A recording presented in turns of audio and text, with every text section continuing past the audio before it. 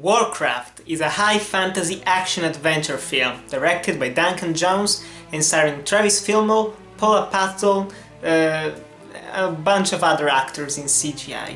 This is based on the world-famous Warcraft franchise. Everyone is more familiar with World of Warcraft. I've personally never played it, I've never been interested in it, I'm not a big fan of MMOs, but I have played the trilogy of RTSs, the real-time strategy games, especially Warcraft 3.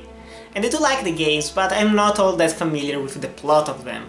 And this one is supposed to be a prequel to the events of the actual games. It sets up how the Horde, which are basically the orcs, have invaded the land of Azeroth, where there is the Alliance, which is made of dwarves, elves, and of course humans.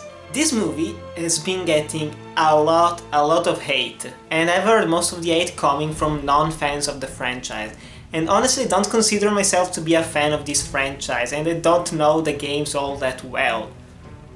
But I really don't see how someone can really hate and dislike this movie. In my opinion, this is one of the better blockbuster popcorn, just have fun with it films that I've seen in the last few years. It's not a perfect movie, it really is not. And while watching it, you do feel that there are some scenes that have been cut. And the director has said that there are around 40 minutes that had to be cut from the movie.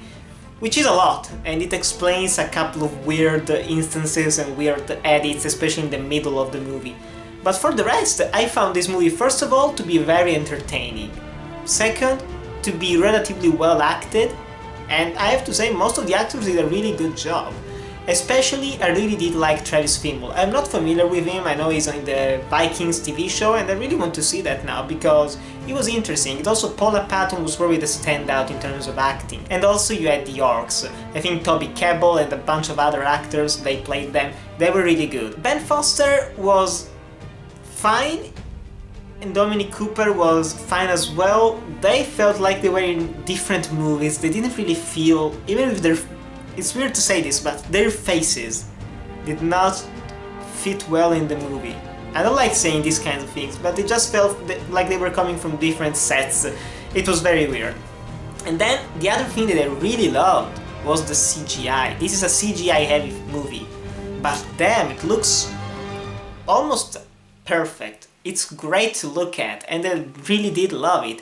And all of the orcs are made with CGI, and one of the first shots is actually a close-up of one of the orcs, of Durotan.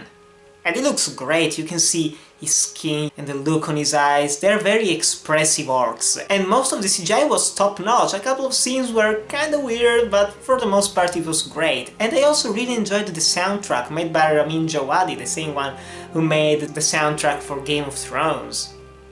It's good stuff, guys, good stuff. Compared to other movies that gotten a lot of bad critical reception, this time around I can't really see the faults that some people are giving them. I don't remember which reviewer it was, but someone said that the fight sequences were really poorly made because every time someone went to hit another person with a sword or with something, the scene would cut.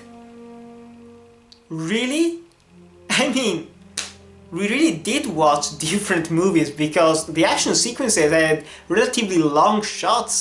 The action was clear, it was not shaky or anything, it was actually pretty clear who was hitting who, and every hit had a spray of green blood or purple blood that came out from the orcs or from the soldiers. It was actually a relatively violent movie as well. And while I don't think it's one of the best epic fantasy movies I've ever seen, I think it has a lot of potential to actually make a good franchise. This has set up the world, it has set up the characters, and now they're ready to go on their different journeys. Now you know basically every single main character of the plot. You get to know them through the journey, and also their backstories are told, for the most part, in interesting ways.